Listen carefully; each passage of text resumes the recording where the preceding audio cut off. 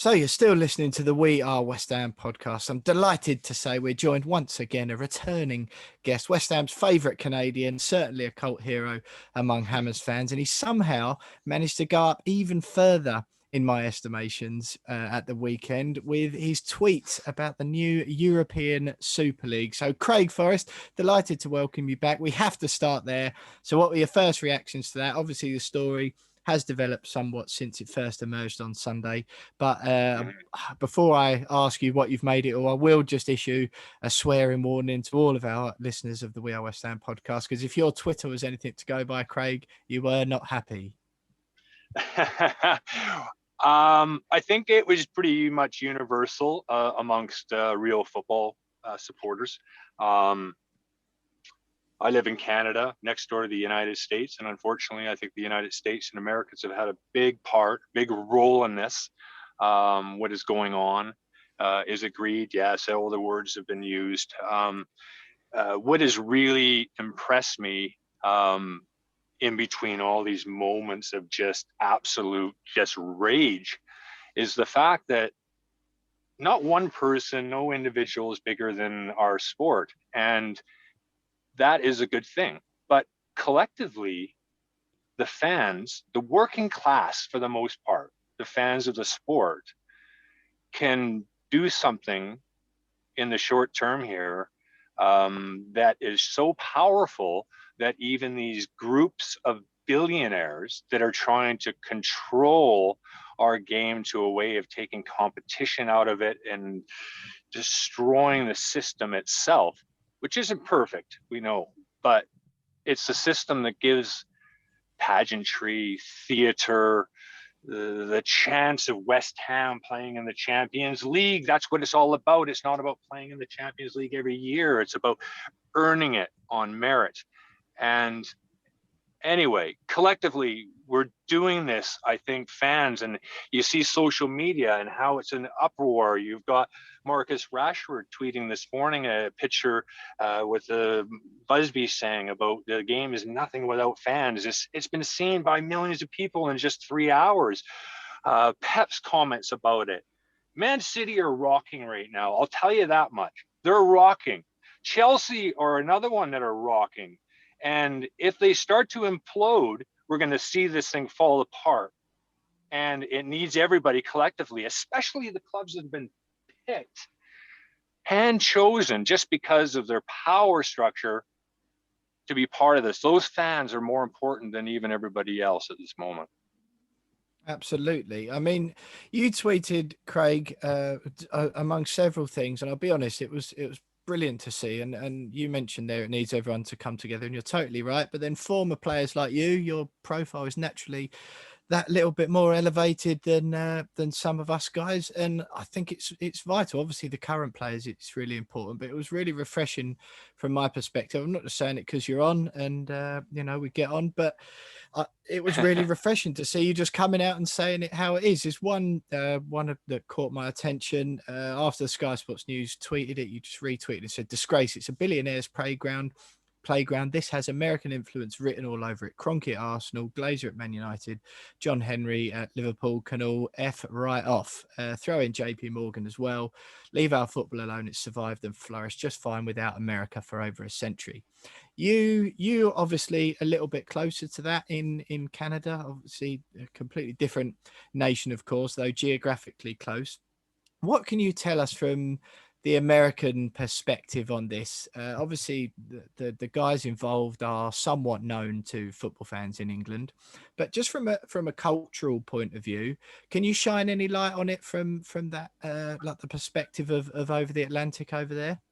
Well, certainly from a cultural point of view, the likes of Henry and Glazer and Kroenke have no idea and cannot get their head around relegation and promotion.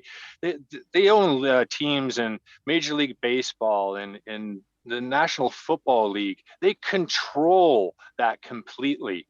There's no relegation, of course. And when you look at the NHL, even when I'm talking from a Canadian standpoint, the NHL wants to grow. It's got no friggin' chance of growing. First of all, you have to be upper middle class because it costs you literally thousands and thousands and thousands of dollars to play ice hockey. Ice time, pads, all these different things. Equipment is incredibly expensive. It cannot be for everybody. It's not for the minorities. It's not for the immigrants that come to Canada. And that is controlled by the white bureaucrats, the white corporate companies in Canada. That's how sport is controlled here. Soccer, football is hardly even seen on regular television here. You need to get DAZN, you need to get One Soccer or Media Pro, the Spanish company, which is fine, but there's no growth here. And that's where I'm trying to fight for it from this country's standpoint, that guys like Alphonso Davies, we have finally a superstar in the top 11 and picked in the world.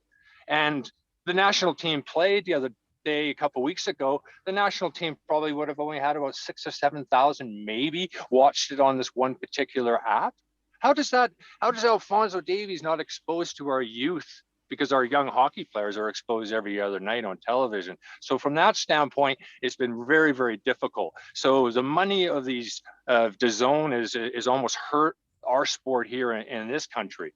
In the States, the game's doing well. And I got to say that generally speaking, European soccer fans, football fans in the United States will be against this as well. The real ones, not the ones that are just fly by night Real Madrid fans and Liverpool fans because they won the title last year. No, the real fans are against it as well. And it's good to see a little bit of a fight back that I've seen some of the journalists in the United States about that. And they also realize that they're going to get some flack because it is American backed. There's no question Henry and Glazer and Gazidis at AC Milan are behind this. Craig, sort of going off your own experience as a former Premier League player, have you got any idea of roughly what the players must be thinking? Obviously, you've already mentioned that we've heard from the likes of Rashford. Obviously, Milner spoke, Patrick Bamford spoke after their game last night. And I've seen quotes from Zlatan Ibrahimovic, but I'm not too sure whether they are legit. But he basically goes, if you're going to stop me playing for my country, then I'll just move clubs. Ronaldo will move clubs. Messi will move clubs. But it's quite clear that these players and the managers weren't told or weren't given enough time or enough information to speak to the media about this. How do players react when something like this happens? Obviously, this is unprecedented, but when there's news that breaks at a football club and then they kind of find out in the dressing room and then suddenly they've got journalists with a dictaphone in their face, how do they react to it? I mean, I can't speak for them, but I will speak from the dressing rooms that I've been in, even going back to the late 90s. Do you remember when the owners, the Premier League, wanted to cut the percentage of money that went to the Professional Footballers Association, that went to, players that were injured, pension plans, all these different things that were not only for the Premier League, because they were saying that the fees were getting so high. Those percentages and what that money went to our union for were not just for the top end. That went right down to the bottom. And we were prepared, the Premier League players, if you remember, you guys might be too young, but the late 90s, the Premier League players were almost 100% united to strike against this proposal, because it wasn't just about the Premier League players, it was about everybody else. In fact, David James, unfortunately one of the West Ham players, was one of the only one or two people that voted against it, but that's another story. And he took some flack from the players inside for that decision. Why? Because we were telling him it's not a decision for the rich. We're not talking about any of this coming back to us as Premier League players. It's the rest of the leagues that are going to benefit from this. We need to protect them. And the players generally in the Premier League come from working class backgrounds. They have an understanding socially and what it means culturally to be part of that fabric of a community. That it doesn't exist in North America. They're franchises. You can pick them up and move them from city to city. It doesn't happen. That's the most They're bizarre dealing with thing, a isn't it? completely different world, and they don't get it. And that's what infuriates me. They've underestimated not only the power of the football fans and the working class, that this is one way we can push billionaires around, because if we collectively get together, we can do it in other ways too. But it just shows you how powerful this sport is. Craig, James has touched on that. I think that's a really intriguing one. We've seen little bits from players, and you know, the tweet from Marcus Rashford. It's good to see. It was brilliant to hear Milner just come out and say, "I don't like it." Last night, what fans would obviously, in an ideal world, want players to rush out and say, "Yeah, I'm not going to do this." Blah blah blah. If the figures that the Super League were talking about and the sort of money they've got coming in reality, those players at those big clubs face wage increases. And I know people will be quick to say, I can already hear them saying it, they're on so much money already. But, you know, it's just it's a case of scales, isn't it? Mark Noble, for example, probably averaged 50 grand a week throughout his career. He's got a nice house in near Shenfield in Brentwood, you know, 3 million quid and a few businesses going on and a very nice life for his family. Thanks very much indeed. That is different wealth to Lionel Messi, who's getting in and around 1 to 1.5 million pounds per week. It's a different type of wealth. So I'm not one of those who go, oh, you should just be happy you're earning more money than the rest of us. I understand that players are going to think, well, you know, and as they do, Oscar is a prime example for Chelsea when he went over to China, and he, in a lots of fans' opinion, gave up the competitive element of it. He went and played in a, you know, meaningless sort of league for exorbitant wages. How many do you think, you know, just your opinion, of course, of the players at the moment will be sitting tight thinking, I'll have some of that because I just want, if it's going to bring them more money, those big clubs, I'll have some of that. I'm not bothered whether I don't play in the FA Cup or the Carabao Cup anymore. You know, and even if the Premier League's a secondary contest, I'll have that double your money wages, even if they're already on 200 grand a week. Mm-hmm. Well, I'm not naive to think that that wouldn't happen. We know that there's players out there who will do that. And from an Oscar point of view, when he went to China, he made comments about that, you know, and the reasons why he did it.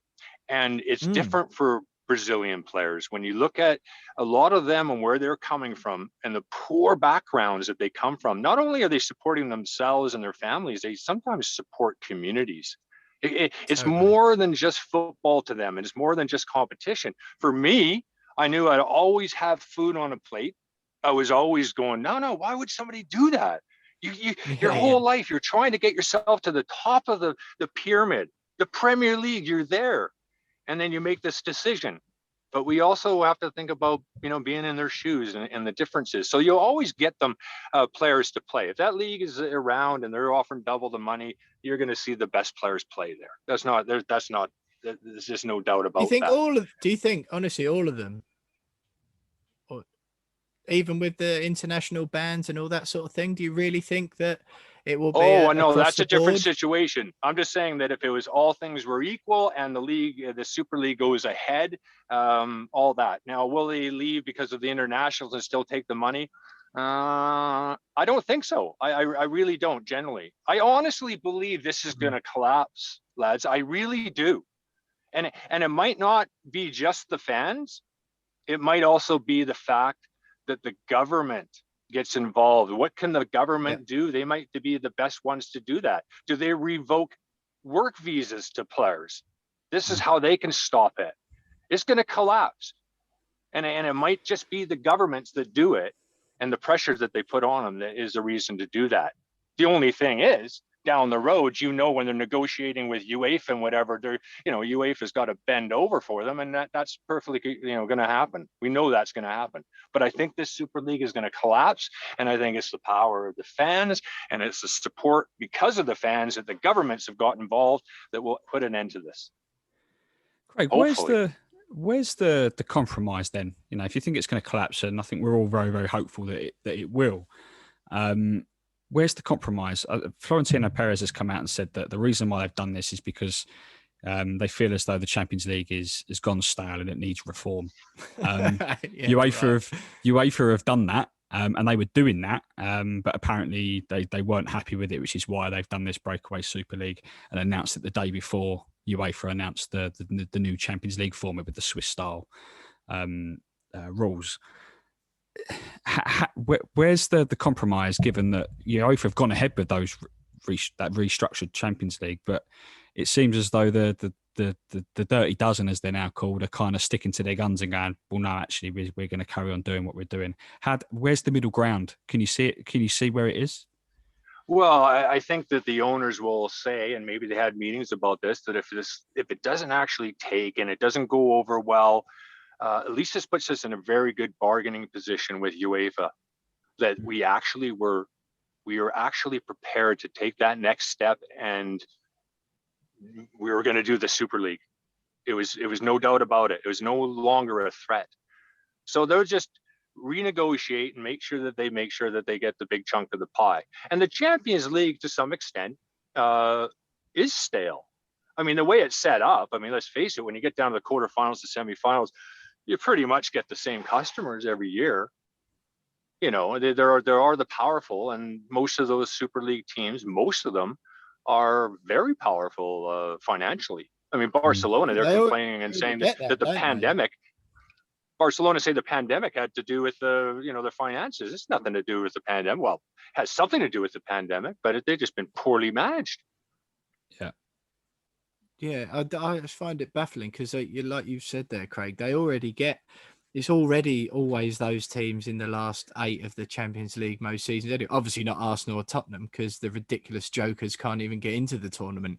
So what on earth makes them think that they're in any way super clubs is absolutely laughable. But Craig, on the just back towards matters on the pitch, we might wrap up with a couple more European Super League ones. But while we've got you, Lukasz Fabianski, a man who obviously played in your position, he's done it with absolute distinction this season. Only last week, ahead of that Newcastle defeat, me and the lads were heaping praise on him, just saying what an unsung hero he's been this season. Everyone else getting a lot of plaudits, rightfully so. And he's gone about his business, and I think he's played the best football he has in a West Ham shirt.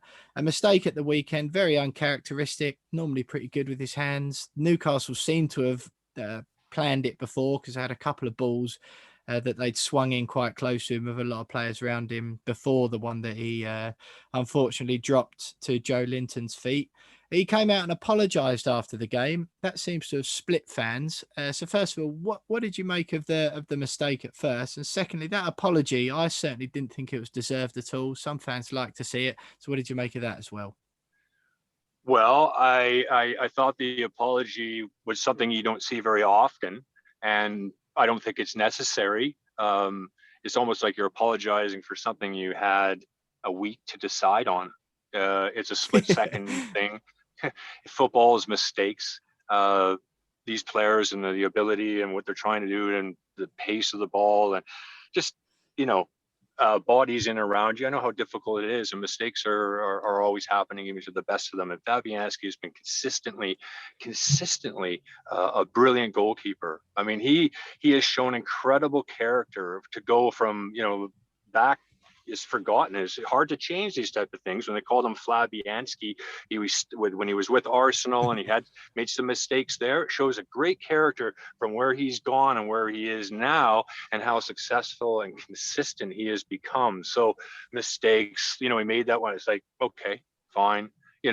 It's not about mistakes, it's how you deal with them. And obviously at this level, you can't make many of them. Or that's really the difference between the great goalkeepers, the Premier League goalkeepers, the ones that can stay there for years, is the consistency. The managers want somebody that's going to be consistent, do it without making mistakes. They want to have confidence in you, and that's it. And he has given that to every manager that he's played under at West Ham. He's been absolutely brilliant. And if he wants to hold up his hands and say and be accountable for making a mistake and say sorry for it, just shows even better character for him. There's no reason to criticize him over that whatsoever. Craig, obviously, given that Fabianski's 36 now, signed a new deal last month actually until the end of next season.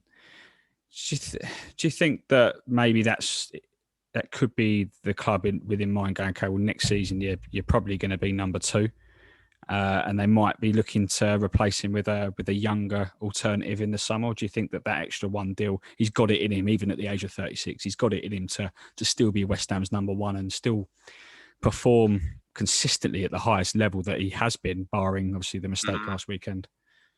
Well, that's the interesting one, because you never really know when that tipping point is going to come in your career, when you're just not going to, feel like you did in your prime. You get in your mid 30s, early 30s is really like in your prime as a goalkeeper, in my opinion. You feel confident, your head's in a good space. Your highs are not as high, your lows aren't as low. You've been through more things. So I don't think he's going to have any problem with one more year, and I think he could end up doing 2 or 3. But again, you don't know when that is. I came into West Ham when Ludo was on, getting older. I remember Ludo was there for years, and I think he showed up at West Ham when he was 30. He didn't get out of the Czechoslovakia, as it was called then, until he was 30. He missed most of his best, his younger years playing there. But and then all of a sudden you saw Ludo start to make mistakes and not be quite as sharp as he was when he was in his prime. And that was a hard decision, I think, for Harry at the time. He gave Ludo a few extra games here and put him in when I was thinking that I was deserving of getting the start, but I totally understood it. Ludo is a freaking legend, and he's such a good goalkeeper, such a good human being, and it was a great West Ham servant, and just an absolute gentleman, and he deserved all those opportunities that Harry gave him at the end of his career to keep playing. What is it then, Craig? In goal, obviously, out on pitch, you notice, because as we're probably seeing with Mark Noble at the moment, you lose a yard of pace. His touch and all that sort of thing is no different, really, nor his passing ability as such. It's just his pace. But what is it when you're a keeper that you notice? Because obviously your pace, you don't need quite as much unless you're rushing out. But what is it that makes you go, no, I've got to pack up here, or I've got to drop down a level? Well, Shaka kind of hit it on the head when he was playing, and he went to MLS for a year there at Dallas or something. And I was talking to him about how it was going, and he says, big man, he says, in training, he goes, I go to dive for 4 balls, and he goes, 1 every 4, my legs don't work. I'm like, all right. Yeah. And he goes, that's not a good thing. And I was like, no, it's not a good thing. So, so things like that, recovery from injuries get longer. You can't quite get over one injury before you get another one. And it just becomes, it's interesting, because when you're young, you just don't see it coming. You just feel you can play forever. And then just slowly but surely, things start to change, and happens to everybody, but different times. And also players that rely on pace, careers will end quickly or quicker. And ones that don't can play for quite a long time. Like a Paolo Di Canio. I mean, Paolo was never overly quick, but so he could play forever, because when the ball was at his feet, he was a genius, absolute genius. He could get a half a yard on anybody. He could play, forever doing that type of thing, So it depends on whether you're relying on your pace or your engine to get up and down the field. And if you're playing in midfield, that's a pretty hard position these days when you're asked to do so much physically in the Premier League. Yeah, of course. Well, look, I mean, Oliver Kahn, Gigi Buffon, some of the greatest keepers ever. Dino Zoff, they've all gone well into their 40s, so no reason That's right. to say Fabianski couldn't, and he's not showing it. Craig, just on the pitch then, we don't know whether it'll even matter at all where West Ham finish. We might even end up finishing first when all the rest of them get slung out, and we get crowned Premier League champions. But assuming that the season's going to carry on as usual, a little blot on the copybook, at the weekend at Newcastle. But how do you see it playing out between now and the end of the campaign?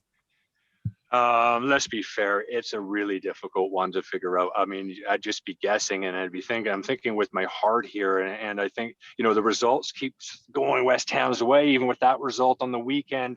They battled back so well, it was frustrating, but anyway, they're in it. And would you take this position is what they should be saying to themselves at the start of the season, when, they started with Newcastle at home, lost, then had this incredibly difficult schedule. Remember that? They had Man City, Liverpool, Tottenham, Chelsea, all in a row.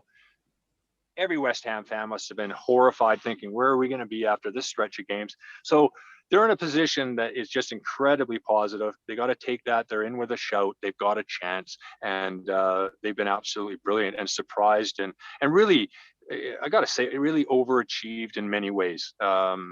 Moyes has done an incredible job and proved himself again, how good a coach he actually is if he's given time. Absolutely. Right, just one more on the Super League. Where do you see the immediate future lying? Is this something that we're going to see from August, which I think, as they said in there, they've said in one of their statements that they want it to come from August, or is this going to be an argument that's going to roll on for a number of years before we see any kind of football played under that new format and new league? Well, that's a hard one to know. I think that what will happen is they'll renegotiate the UEFA deal and go back into the Champions League with a cushy deal over the next few years. It'll go under the carpet again. Let's face it, nobody even knew what was going on. These guys are all talking behind, like, no, where are they? They don't even see them. Like, but they're all having conversations together behind the scenes, but they're discussing nothing with the managers, nothing with the greats like Alex Ferguson. Nothing with those players. They put them in incredibly difficult positions. I think that this should be a wake-up call to the Premier League, and I've always been against these foreign owners coming in and sport washing or using it as a playground for the rich and billionaires, because it's going to come back and bite you in the ass. And that's what's happened now. The Glazers come in, the Henrys come in, Kroenke comes in, you let Abramovich come in, the Arabs come in, they're up in Man City. Newcastle nearly was taken. They need to vet these better. Germany have got it right, and I've always said that. 50 plus one? I think there's only Leverkusen and Wolfsburg. I think those are the only two clubs that aren't actually owned 51% by the fans. So the fans actually matter. They matter in the decision makings, and that's why we haven't so far seen any German clubs get into this Super League. And without Bayern Munich in the Super League, you can never call it that. Absolutely, exactly. What a sham that makes it. Craig, absolutely delighted to have you on, and it's really refreshing hearing what you've got to say. I enjoyed it on Twitter the other day, but it's Thanks, even guys. better having you on here and hearing it straight from you, direct to what you thought. Obviously the transatlantic point of view coming in from Craig there. Very important to note that he is Canadian, not American, so very different indeed. And obviously great to hear what you feel like it might have been like from a dressing room point of view. Look, Craig, we will let you go because we've had you for much longer than we said, and we really appreciate it. And you'll have to have a beer with us as soon as lockdown allows it and the travel restrictions. You'll have to get over here, come and have a beer and something to eat, and we'll go to a game together, and you can give us the lowdown on what they're all thinking, and hopefully Fabianski's still in goal when we do.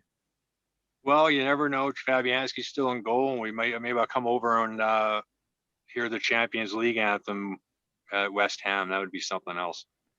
Exactly, mate. Exactly. Well, look, Craig Forrest, former West Ham goalkeeper, we really appreciate you giving up your time again for the We Are West Ham podcast. And stay